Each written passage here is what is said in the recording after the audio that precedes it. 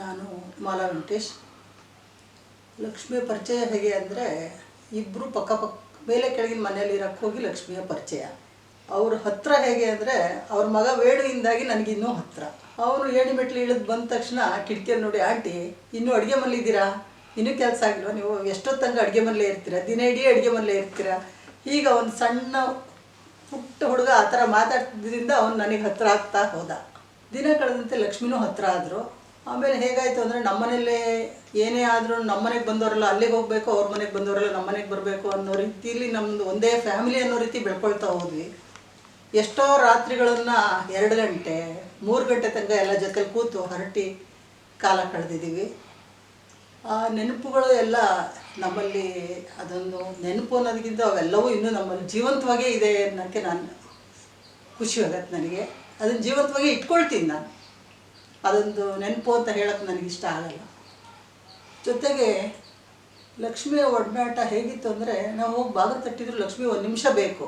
ಯಾಕೆ ಅಂದರೆ ಅವರು ಹೇಗಿದ್ರು ಹಾಗೆ ಬಂದು ದಡಕ್ಕಂತ ಯಾವತ್ತೂ ಬಾಗಿಲು ತೆಗಿತಾ ಇರಲಿಲ್ಲ.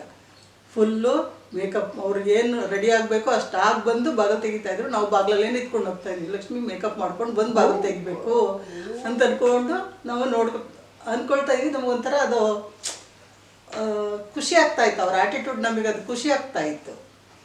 ಜೊತೆಗೆ ಅವರ ನಗು, ಅವರು ಅವ್ರ ಅತ್ತೆ ಮಾವನ ಕರ್ಕೊಂಬರ್ತಾ ಇದ್ದಾಗ ಅವರು ಸಂಭ್ರಮಿಸಿದ ರೀತಿ ಇವತ್ತಿಗೂ ನನಗೆ ಕಣ್ಣಿಗೆ ಕಟ್ಟದಾಗಿದೆ.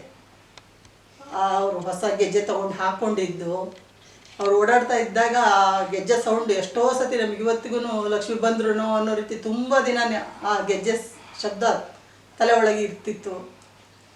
ಜೊತೆಗೆ ಲಕ್ಷ್ಮಿ ಜೊತೆಗೆ ಲಕ್ಷ್ಮಿ ಮಗ, ಲಕ್ಷ್ಮಿ ಮನೆಯವರು ಎಲ್ಲರೂ ನಮ್ಮ ಮನೆಯವರಾಗಕ್ಕೆ ಶುರುವಾದರು.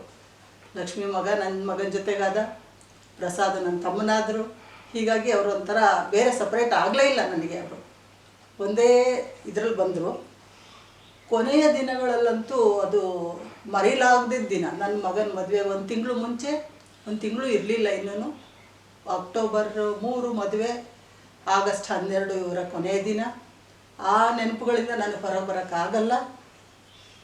ತುಂಬ ಅವ್ರನ್ನ ಆಸ್ಪತ್ರೆಗೆ ಕರ್ಕೊಂಡು ಹೋಗೋ ದಿನ ಮೇಲ್ಗಡೆ ಮನೆಯವರು ನಿಂತ್ಕೊಂಡು ನೋಡ್ತಾ ಇದ್ದರು, ನಾನು ಲಕ್ಷ್ಮಿ ಇಬ್ಬರು ಆಸ್ಪತ್ರೆಗೆ ಹೊರಡೋದನ್ನು.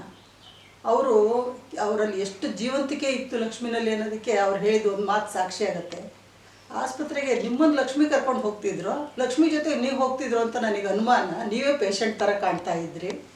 ಲಕ್ಷ್ಮಿ ಅಷ್ಟು ನೀಟಾಗಿ ಡ್ರೆಸ್ ಮಾಡ್ಕೊಂಡು ಬಂದಿದ್ರು ಅನ್ನೋ ಮಾತು ಇವತ್ತಿಗೂ ನನಗೆ ನೆನಪಾಗ್ತಾ ಇರುತ್ತೆ. ಇವತ್ತು ಲಕ್ಷ್ಮಿನೂ ಇಲ್ಲ, ಮೇಲ್ಗಡೆ ಮನೆಯವರು ಇಲ್ಲ. ಅದಕ್ಕೆಲ್ಲ ಇಲ್ಲ ಅನ್ನೋದಕ್ಕಿಂತ ನನ್ನೊಳಗೆ ಅವರೆಲ್ಲ ಜೀವಂತ.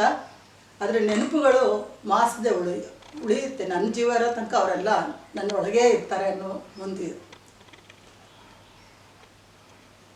ಅವರ ಒಂದು ಕವನ ಓದು ಅಂತ ಅಂದರು. ಒಂದು ಸ್ವಲ್ಪ ಓದೋದಕ್ಕೆ ಕಷ್ಟ ಆಗ್ತಿದೆ. ಆದರೂ ನನಗೆ ಸಿಕ್ಕ ಒಂದು ಲಕ್ಷ್ಮಿಗೆ ನನ್ನ ಕಡೆಯಿಂದ ಒಂದು ಇದು, ಅವರ ನೆನಪಿನ ಇದರೊಳಗೆ ನಂದು ಒಂದು ಲೈನ್ ಸೇರಿಕೊಳ್ಳಿ ಅನ್ನೋ ಇದರೊಳಗೆ ಇದನ್ನು ನಾನು ಓದ್ತಿದ್ದೀನಿ. ಕವನದ ಶೀರ್ಷಿಕೆ ಅಂದು ಇಂದು. ಅಂದು ಪಾಂಡುವಿನ ವಿರಹದ ಬೇಗೆಯಲ್ಲಿ ಬೆಂದ ಮಾದ್ರಿಯಂತಿಹುದು ಇಂದೆನ್ನ ಸ್ಥಿತಿ. ಮಿಲನದ ನಂತರದ ಅಗಲಿಕೆಯ ವಿಷ ಉಂಡ ಮಾದ್ರಿಗೆ ಕಂಡುದಾದನೋ ಅದೇನುನಲ್ಲ. ದಹಿಸುತ್ತಿರುವ ಚಿತೆಯೊಳಗೆ ಒಂದು ಮದುವೆ ಮಂಟಪ, ಅದರೊಳಗೆ ಮಂಗಳವೇ ಎಂಬಂತಹ ನಿನಾದ. ವೇದ ಘೋಷಗಳೆಲ್ಲೋ, ಮಂತ್ರ ಪುಷ್ಪಗಳೆಲ್ಲೋ, ಗಂಧ ಧೂಪ ಸಾಂಬ್ರಾಣಿ ಹೋಮ ಕುಂಡಗಳೆಲ್ಲೋ, ಎಲ್ಲವೂ ಅರೆಕ್ಷಣ ಕಣ್ಣ ಮುಂದಿನ ಚಿತ್ರಪಟದಂತೆ ಬಂದು ಮಾಯವಾಗುತ್ತಿರುವುದು. ಎಲ್ಲವೂ ಅರೆಕ್ಷಣ ಕಣ್ಣ ಮುಂದಿನ ಚಿತ್ರಪಟದಂತೆ ಬಂದು ಮಾಯವಾಗುತ್ತಿರುವುದು. ಬೇಕಾದ ಬಣ್ಣಗಳ ಹಚ್ಚಿ ಯಾವ ಕಾಮನ ಬಿಲ್ಲಿನ ಆಸೆಗೆ ಮೋಸ ಹೋಯಿತೋ ಮನಸ್ಸು. ಯಾವ ಕಾಮನ ಬಿಲ್ಲಿನ ಆಸೆಗೆ ಮೋಸ ಹೋಯಿತೋ ಮನಸ್ಸು. ಹುಚ್ಚಳಾದಳು ಕಂಡ ಅರಗಳಿಗೆಯಲ್ಲಿ ನಿನ್ನ ಗಲಿಗೆಯ ನೋವ. ಉಂಡುಂಡು ಹೆಣ್ತನ ಆ ಕದಂಬ ಬಾಹುಗಳ ತೋಳ ಬಂದಿಯ ಬಯಸೆ. ಎಲ್ಲಿ ಹೋಗಿತ್ತೋ ನಾನರಿಯೆ ಕ್ಷಣಕಾಲ.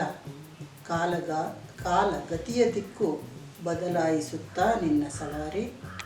ಕಾಲಗತಿಯ ದಿಕ್ಕು ಬದಲಾಯಿಸುತ್ತಾ ನಿನ್ನ ಸವಾರಿ ಇಂದಿಗೂ ಅದೇ ಮಾದ್ರಿ. ತನ್ನ ಚಿತೆಯೊಳಗೆ ಬೇಯುತ್ತಿದ್ದಾಳೆ, ಬಯಸಿ ನಿನ್ನ ಆಗಮನ ಸಹಿಸುತ್ತಿದ್ದಾಳೆ.